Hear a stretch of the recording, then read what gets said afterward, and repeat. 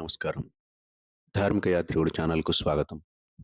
ఈరోజు మన వీడియో కోరిన కోరికలు తీర్చే స్వామి శ్రీ కోరుకొండ లక్ష్మీ నరసింహస్వామిగా పిలువబడే కోరుకొండ లక్ష్మీ నరసింహస్వామి దేవస్థానానికి చేరుకున్నాం.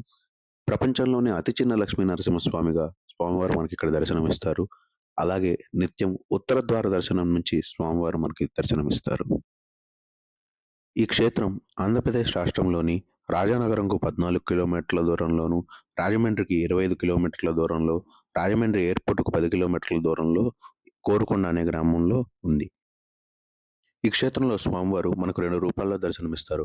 ఒకటి కొండపైన ఉన్న స్వయంభూ నరసింహస్వామి, రెండవది కొండ కింద ఉన్న పరాశర మహర్షి ప్రతిష్ఠించిన స్వామి.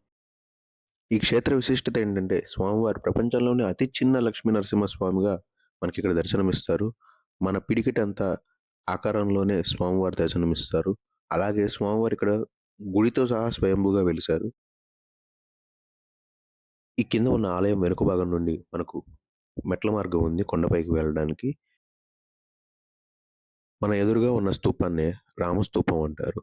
శ్రీ శ్రీ శ్రీ శ్రీదండి శ్రీమన్నారాయణ రామానుజీయర్ స్వామివారు 1960 నుండి 1969 వరకు 9 సంవత్సరాల పాటు భారతదేశంలోని 108 దివ్యక్షేత్రాల్లో ఇలాంటి రామస్తూపాలను నిర్మించారు. ఈ స్తూపం దాటాక నేరుగా వెళ్తే మనకు మెట్ల మార్గం కనిపిస్తుంది. ఇదే కొండపైకి వెళ్ళడానికి మనకు మెట్ల మార్గము. ఈ కొండ కొంచెం స్టీప్గా ఉండడం వల్ల ఎక్కడం కొంచెం ఇబ్బందిగా ఉంటుంది.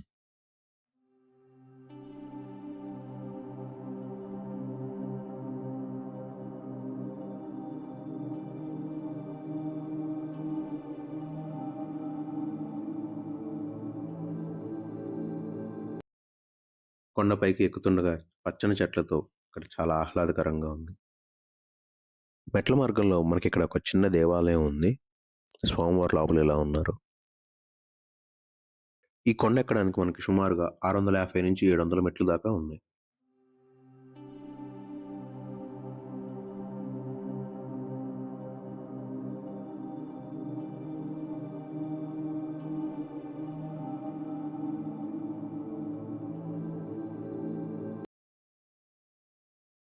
ఇదే కొండపైన ఉన్న స్వామివారి దేవాలయం. ఈ దేవాలయానికి 4 వైపులా మనకు శ్రీమద్ రామాయణం చెక్కబడి ఉంది. అద్భుతమైన శిల్పకళతో శ్రీమద్ రామాయణంలోని ప్రతి ఘట్టం ఇక్కడ శిల్పకళతో చెక్కబడి ఉంది. ఈ కనిపిస్తున్నదంతా కోరుకొండ గ్రామం, కొండపై నుండి వ్యూ.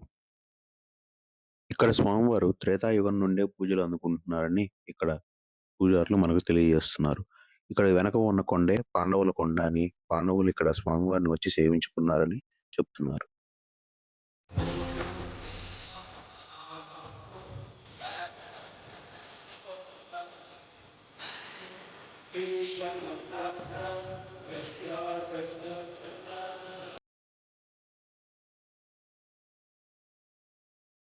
చూడండి, రామాయణంలోని ప్రతి ఘట్టం ఎంత చక్కగా చెక్కబడి ఉందో.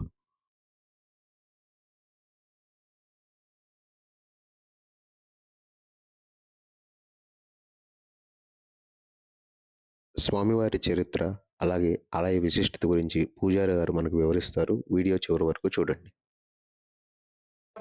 నవనరసింహ క్షేత్రాల్లో ఈ కోరుకొండ నరసింహ క్షేత్రం కూడా ఒకటి. అందులో కూడా ప్రపంచంలోనే అతి చిన్న స్వామి, మరలా చెప్తానండి, ప్రపంచంలోనే అతి చిన్న స్వామి, గుడితో సహా వెలిసిన స్వామి, మీరు దర్శించుకోబోయేటి లక్ష్మీ నరసింహస్వామి. లోపలికి వెళ్ళగానే మీకు ఎదురుగుండా స్వామి కనిపిస్తారు. ఆయన పరాశర మహర్షి ప్రతిష్టాపన చేశారు.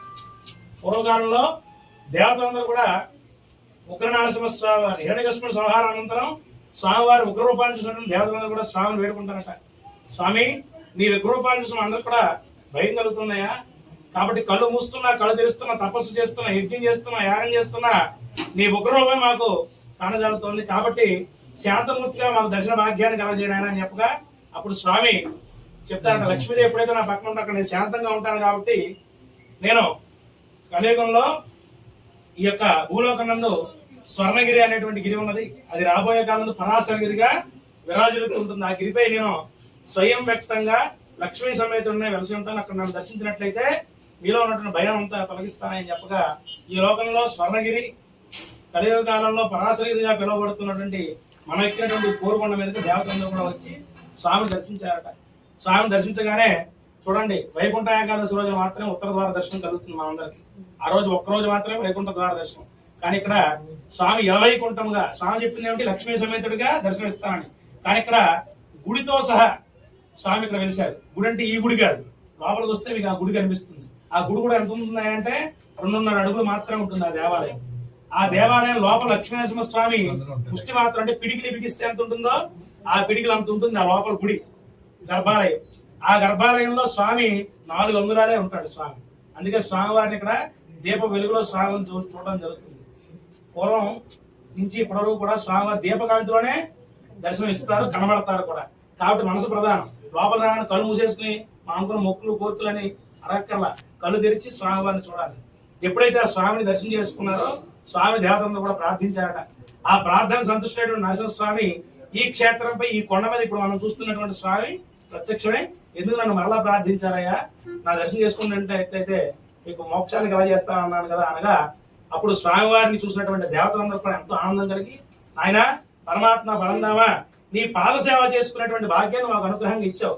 ఇలవైకుంఠంగా, వైకుంఠ ద్వారం అంటే ఒక రోజే, కానీ ఇక్కడ ఇలవైకుంఠంగా ఉత్తరాభిముఖంగా స్వయం వ్యక్తంగా గుడితో సహా వెలిసి ఉన్నావు నాయన. ఏంటంటే నీ చక్కటి రూపాన్ని మాకు దర్శన భాగ్యాన్ని కలగజేసాం. అందరూ కూడా మనసులో ఒక సంకల్పం ఉందయ్యా అని చెప్పి దేవతలందరూ కూడా వేడుకొనగా అప్పుడు స్వామి ఒక వరాన్ని ఇచ్చారు. ఏమిటో తెలుసా, ఈ క్షేత్రంలో ఈ గిరిపై ఏ భక్తుడైతే నన్ను భక్తి శ్రద్ధలతో నన్ను చూస్తూ స్మరిస్తారో వారి యొక్క మనస్సంకల్పాన్ని నెరవేరుస్తాను. అంటే మనస్సంకల్పం అంటే తెలుసు కదా, మీ కామ్యం అంటారు, కోరిక అంటారు, ఇష్టకామ్యం అంటారు. అలా పేర్లు వేరేనా, మనిషికి ఉండేటువంటిది కోరిక ఒకటే. ఆ కోరిక నెరవేరుస్తా అని చెప్పి స్వామి చెప్పారు. అందుకే ఇక్కడ స్వామి వారికి ఏంటి పేరు, కోరిన కోరికలు తీర్చేటువంటి వాడు కోరుకొండ లక్ష్మీనరసింహ స్వామిగా ప్రసిద్ధి. కాబట్టి లోపలికి వచ్చామా వెళ్ళిపోయాం అనేది కాదు, భక్తితో వచ్చి చక్కగా స్వామి దర్శనం చేసుకునేటువంటి వాళ్ళు గొడవ చేయకుండా ప్రశాంతంగా అందరికీ గోత్రం మీరు చెప్పారు నాకు చెప్పలేదు, వాళ్ళు పూజ చేశారు నాకు పూజ చేయలేదు అని ఏముండదు. కానీ ఇక్కడ అందరికి కూడా స్వామివారి నిజరూప దర్శనాన్ని చూపించి, అంటే స్వామివారి స్వయం వ్యక్తంగా ఉన్న స్వామివారి దీపం వెలుగులో చూపించి మీ అందరికి కూడా గోత్రం, పేరు, తీర్థం చటారిచ్చి పంపిస్తాం.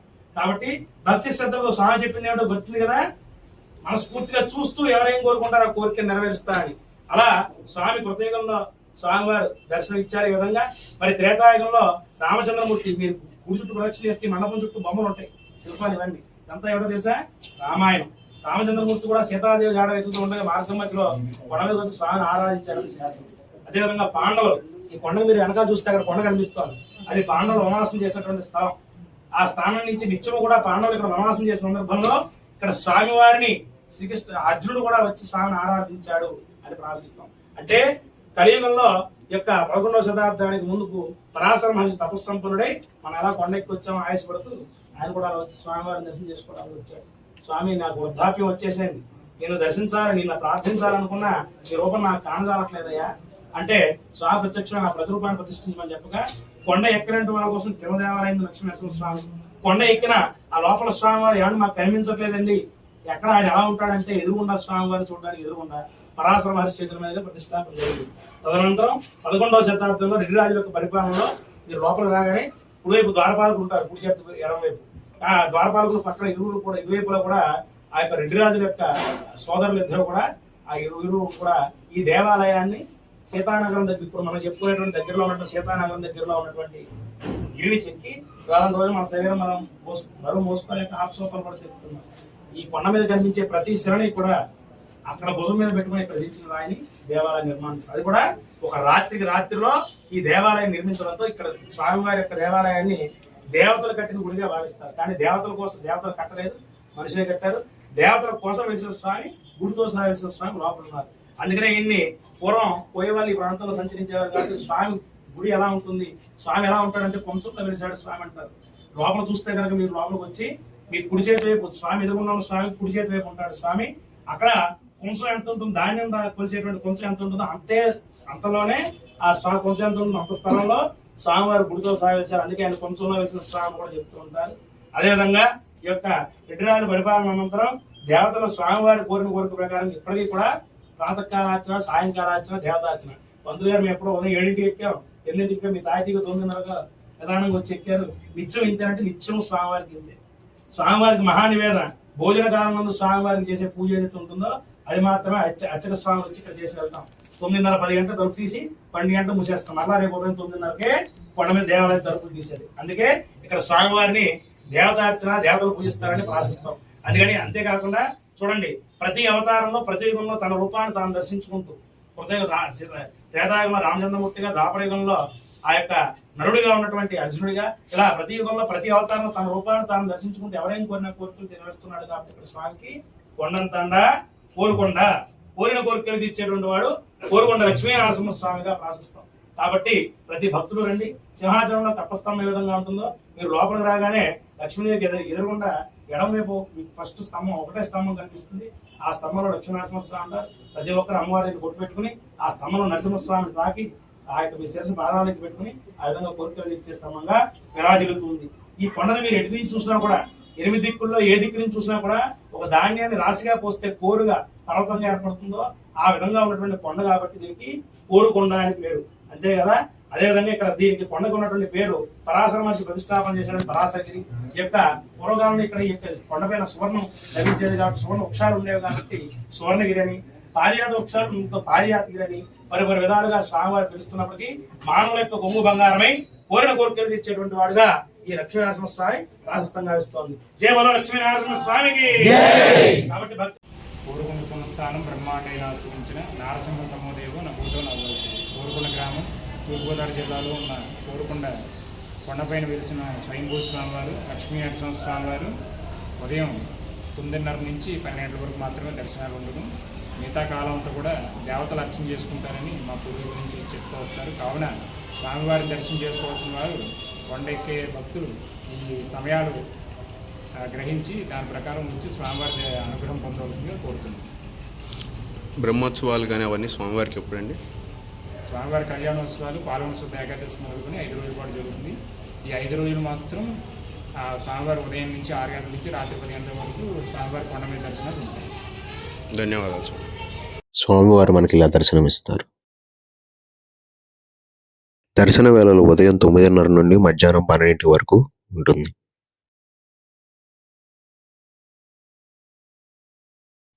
ఇంతటితో కోరుకొండ లక్ష్మీనరసింహస్వామి దేవస్థానం దర్శనం పూర్తయింది. తదుపరి వీడియోతో మళ్ళీ మీ ముందుకు వస్తాను. అంతవరకు సెలవు. ఈ వీడియోను లైక్ చేసి, షేర్ చేసి, సబ్స్క్రైబ్ చేసుకోండి. ధన్యవాదాలు.